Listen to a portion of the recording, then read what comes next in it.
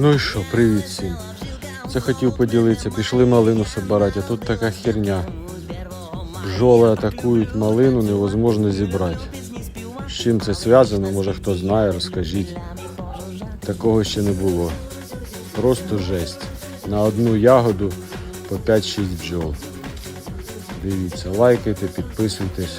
Якщо в кого є який совет, як з цим боротися, чи з цим вже не можна боротися, це перед кінцем світу. Що воно робиться? Ай-яй-яй-яй-яй. Гарного дня.